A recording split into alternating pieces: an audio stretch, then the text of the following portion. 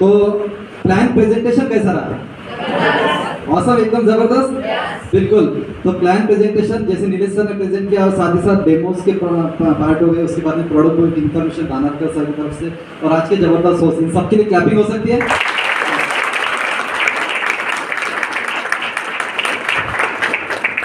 सो आज का जो टॉपिक है मैं उस पर चलता हूँ। सो उससे पहले मैं थोड़ा फिर से चेक करना चाहूंगा, are you really excited? Yes, आज एक्साइटेड है, लेकिन कल और परसों जैसे जैसे दिन बीतते जाते ना तो हम एक्साइटेड हो जाते हैं, मानते हो? तो एक्साइटेड नहीं होना है, एक्साइटेड ही रहना है। तो उसके लिए क्या कर सकते हैं, क्या है, तो मैं थोड़ा सा जैसे मेरी कुछ जर्नी है उसमें से कुछ बताऊंगा कि जैसे हम जब से इस बिजनेस को स्टार्ट करते हैं तो बहुत सारे सवाल आते हैं मन में, है ना। जैसे फॉर एग्जांपल प्रोडक्ट्स क्या है? महंगे। ये तो पेटेंट बना देना चाहिए यार, मैंने 1998 से चल रहा है ना। तो प्रोडक्ट्स महंगे हैं, लोग नहीं सुनेंगे। जैसे मुझे मिले थे, मेरे दोस्त मिले थे, जैसे एक दोस्त मिला था, उसने बोला कि एमवे के प्रोडक्ट्स है ना बहुत महंगे है बोले। मैंने बोला महंगा मतलब? तो उसको जवाब नहीं था उसके पास, है ना। एक्चुअली महंगा सस्ता कुछ भी नहीं होता। हो सकता है 50 लाख की मर्सिडीज आपके लिए महंगी हो, मेरे लिए महंगी हो, पर किसका 1 करोड़ रुपए महीना अगर है तो उसके लिए महंगी है क्या? नहीं है। पार्ली जी तो 10 रुपए का बिस्किट आता है, तो ये शायद आपके लिए सस्ता है पर किसी के लिए महंगा है। बिल्कुल, चीज वही है, प्राइस वही है, फिर महंगा सस्ता क्यों? क्या रीजन? एक्सेप्ट करो, हमारी जेब छोटी है, हमारा इनकम छोटा है ना। तो इस दुनिया में महंगा सस्ता कुछ भी नहीं होता है। मेरे एक दोस्त ने ये भी बोला था जब हम प्लान प्रेजेंटेशन में थे कि मैं अगर ये बिजनेस करूंगा तो मैं डूब जाऊंगा। मतलब किनारे से पहले अंदर तो आ, पानी में तो उतर, तैर के तो देख कुछ दिन, फिर बाद में डिसाइड करते हैं कि डूबते हैं या नहीं डूबते। या डूबने के चांसेस है? बिल्कुल नहीं, क्योंकि जैसे नीलेश सर ने बताया प्लान प्रेजेंटेशन में, आपको पता है कि इन्वेस्टमेंट 0 रुपीज है। अब कुछ लगा ही नहीं तो रिस्क है क्या? Obviously not. तो इससे बढ़िया बिजनेस करता हूँ और पर्सन से, बराबर। साथ ही साथ जैसे कुछ लोग कहते हैं कि यानी जैसे लोग जुड़ेंगे क्या, आता है ये सवाल आपके सामने? यस, लोग जुड़ेंगे क्या? सोचना ही है तो ये सोचो कि अगर मैं नहीं जुड़ा तो लोग किसी और को जुड़ेंगे, फिर क्या करो, है ना। तो ये जो भी सवाल आते हैं, सबसे बढ़िया सवाल मेरा फेवरेट, इस पे तो मेरे साथ कोई पंगा ले ही नहीं सकता, मेरे पास समय नहीं। आता है ये सवाल? I am too busy. अब एक दोस्त ने बोला था मुझे, डॉक्टर था एक्चुअली, डॉक्टर नहीं सर, डॉक्टर वाला दूसरा था। तो एक दोस्त था, उसने बोला था कि मैं बहुत बिजी हूँ। तो मैंने बोला यस ठीक है, दैट्स ओके, अच्छी बात है, आप बिजी हो तो एक काम कर मेरे दोस्त, मुझे ना 50,000 रुपये दे। तो बोले नहीं 50,000 नहीं है मेरे पास। मतलब चल ठीक है 10,000 दे दे। नहीं 10,000 भी नहीं, मतलब 5,000 भी नहीं है, मतलब 500 तो दे सकता है। भाई तू 500 भी नहीं दे सकता और फिर बिजी भी है बोलते, तो कहाँ बिजी है? ना तेरे पास समय है ना तेरे पास पैसा है, तो बिजी कहाँ है? चेक करो, चेक करो। समय का ना होना उपलब्धि है या समस्या है? समस्या है। और ये मैं बिजी हूँ, मेरे पास वक्त नहीं है, ये लोग इतना प्राउडफुल सेंटेंस यूज करते हैं। ये सेंटेंस जो है इतना टेकन फॉर ग्रांटेड हो चुका है कि कोई भी यूज कर लेता है इस सेंटेंस को, है ना। एक्चुअली इसके पीछे का भावार्थ ये रहता है कि मेरे को समझा नहीं अभी तक ये अपॉर्चुनिटी क्या है ना। तो क्योंकि जिन लोगों को समझ जाता है वो अपने आप समय निकाल लेते हैं। तो बिजी होना, इसके बारे में और अगर जानना है तो आप यूट्यूब पे देख सकते हैं, वॉरेन बफेट और बिल गेट्स जो है बिजी के बारे में क्या कहते हैं। मैं वो शब्द यहाँ पे नहीं यूज करना चाहूँगा, शायद किसी का ईगो हटा सकता है ना। तो बिजी होना is not a good thing, बराबर। और दूसरी एक चीज़ है कि जैसे हमारे पास समय नहीं है ना, तो आप मुझे बताओ, अगर मेरे पास अच्छी सेहत है तो मैं अमीर, अगर नहीं है तो गरीब। अगर मेरे पास बहुत पैसा है तो मैं अमीर, अगर नहीं है तो गरीब। अगर मेरे पास अच्छी सेहत है तो मैं अमीर, और मैं अगर नहीं है तो गरीब। तो मेरे पास बहुत वक्त है तो मैं अमीर, और वक्त नहीं है तो पक्का। तो ध्यान रखना, इसके बाद में अपने आप को गरीब घोषित मत करना, है ना। बहुत सारे नए लोग होते हैं जो मैंने जिनको हम प्लान प्रेजेंटेशन के जाते हैं, वो बोलते हैं हमारे पास समय नहीं है। इसके बाद में जैसे इस बिजनेस प्लेटफॉर्म पे अलग अलग तरीके के लोग आते हैं, हर प्रोफेशन के लोग मिल जाएंगे आपको। अगर आपको स्टूडेंट देखना है स्टूडेंट मिल जाएंगे, हाउस वाइफ देखना है हाउस वाइफ मिल जाएंगे। अभी इस मीटिंग में आए हैं, है ना, तो सबसे पहले तो हाथ खड़ा कीजिए जितने लोग नए आए हैं, आज पहली बार इस मीटिंग में हाथ खड़ा कर सकते please, you raise your hand, first time आए हैं, क्या बात है, क्लैपिंग हो सकती है इन सबके लिए।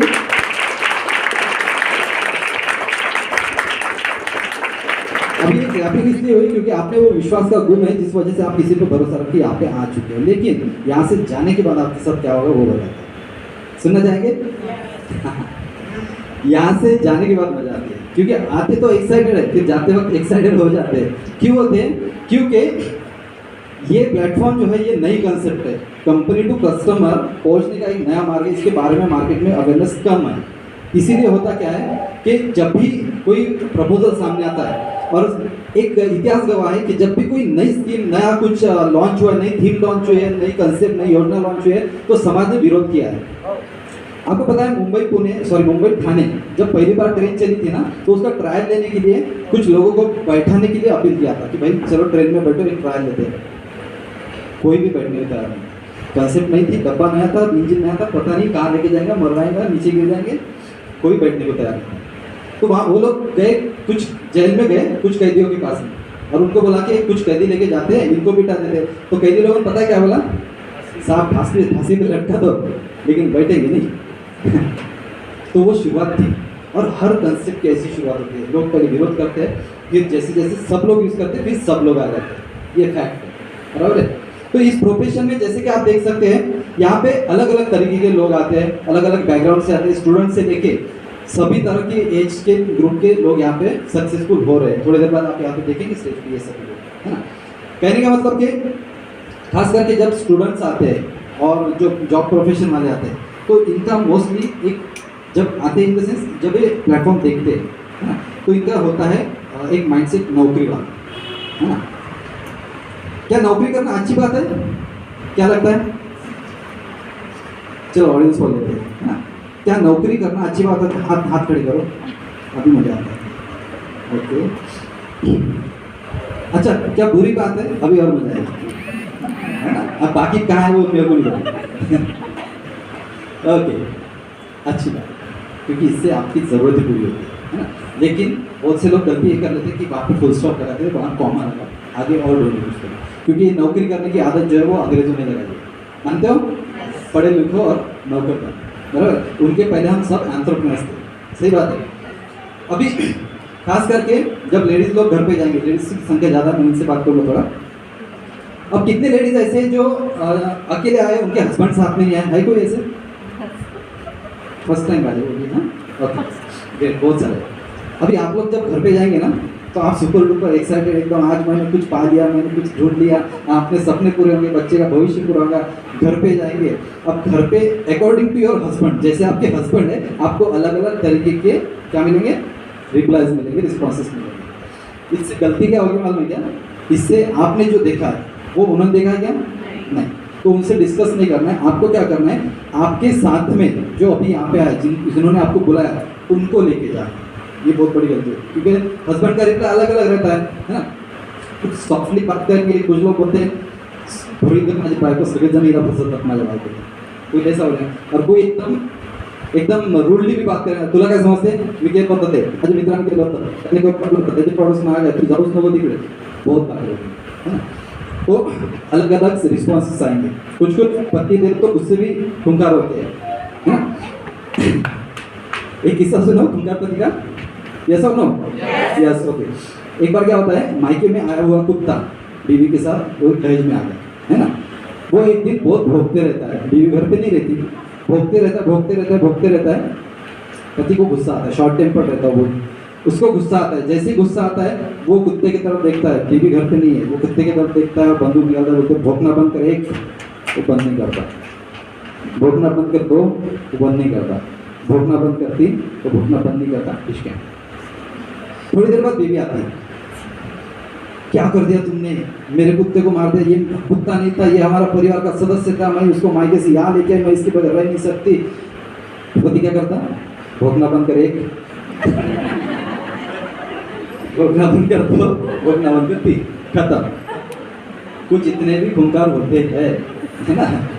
तो एक आखिरी सजेशन दूंगा मैं कि जितने भी लोग यहाँ पे आए हैं ना, तो उन्होंने क्या करना है, उन्होंने अपने यहाँ पे आपको जिन्होंने बुलाया उनसे राय लेनी है, उनका सजेशन लेना है, उनके साथ लेके जाना है, ताकि एक पूरा व्यू आपके पति को भी मिल सके।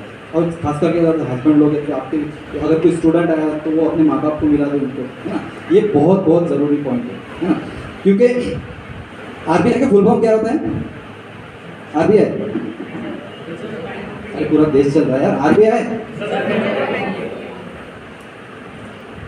राय बहादुर ऑफ इंडिया, है ना, राय बहादुर ऑफ इंडिया। बहुत से लोग ऐसे आरबीआई एजेंट का बन के घूम रहे हैं। गलती से भी मैं फिर से अपील करता हूँ, जितने भी नए लोग आए, फर्स्ट टाइम आए, गलती से भी ऐसे व्यक्ति को मत पूछ लेना जिसको इसके बारे में कुछ पता है, जो सिर्फ आपको बहादुर नहीं बनाए, ठीक है ना। तो ऐसे आरबीआई एजेंट्स बहुत होते हैं अपने आजू बाजू में, जिनसे हमको बचना है ना, क्योंकि उन्होंने ये पूरा व्यू देखा नहीं है, एग्जैक्ट टाइम पे क्या है, इसका फ्यूचर क्या है, ये किसी ने देखा नहीं। तो अगर आपको इस बिजनेस में सच में कामयाब होना है, आने वाले समय में आपके सपने पूरे करना है, तो आपको एक ही चीज़ करना है, जैसे नीरज सर ने उस स्लाइड में बताया, बहुत बड़े उम्मीद मत करो, उसका हाथ थाम लो। तो उस व्यक्ति का हाथ थाम लो जिस व्यक्ति ने आपको यहाँ पे बुलाया है। वही व्यक्ति है जो आपके माता पिता के बाद में आपके भलाई के लिए, आपके सपने पूरे करने के लिए दिन रात एक कर देता है, मेहनत करते रहता है ना। तो डेफिनेटली ऐसे व्यक्ति को आपने अपने लाइफ में से नहीं जाने देना है। उसका इम्पोर्टेंस अगर आपको समझ में आ गया तो उस व्यक्ति को फिर से एक बार मिल लो, है ना। तो एक लास्ट जैसे मैं एक स्टोरी के माध्यम से बताना चाहूँगा कि और नए लोगों के साथ में क्या होता है ना, और फिर बाद में मैं वाइंड अप करूँगा। मोस्टली क्या होता है, सभी यहाँ पे एक्साइटेड? Yes, okay. देखो बिजनेस में भी डिस्ट्रैक्शंस आते रहेंगे, डिस्ट्रैक्शंस आते रहते हैं, लेकिन पूरा फोकस अगर है ना तो डेफिनेटली एक दिन कामयाब होना ही होना, ठीक है। तो स्टोरी शुरू होती है एक खेड़े, एक गांव से। उस गांव में बिजली, इलेक्ट्रिसिटी ये शब्द कभी किसी ने सुने नहीं रहते। गांव के कुल संख्या रहती है 100 घर होते हैं, 100 हाउसेस। तो 100 घरों में बिजली नाम का कंसेप्ट ही पता नहीं, बराबर है। बट उसमें से, और वो लोग ज़्यादातर के गांव में रहते हैं, बट उसमें से एक व्यक्ति रहता है जो जिज्ञासु रहता है, कुछ ना कुछ खोजते रहता है। तो वो खोजते पहुंच जाता है दिल्ली में। और दिल्ली में उसको पता चलता है कि भाई जब हमारे गांव में रात को जब सूरज ढल जाता है 6-7 बजे के बाद में, तो पूरा अंधेरा हो जाता है। और फिर बाद में तो कुछ स्कोप ही नहीं रहा काम करने का या फिर पढ़ाई करने, जो कुछ डे टू डे एक्टिविटीज होंगे। तो होता क्या है, वो बंदा जो है ना दिल्ली में जब जाता है तो उसको एक चीज़ दिखती है, जो अगर उसमें तेल डाल दिया जाए, उसके ऊपर हाथ लगा दिया जाए और जला दिया जाए तो एक लाइट आ जाएगा, प्रकाश आ जाएगा। तो डेफिनेटली वो व्यक्ति क्या करता है, वो लालटेन को, है ना, उसको लालटेन क्या बोलते हैं, कंदील बोलकर अच्छा लगता है ना। तो वो लालटेन को, वो कंदील को लेके वो क्या करता है, अपने गाँव में आ जाता है।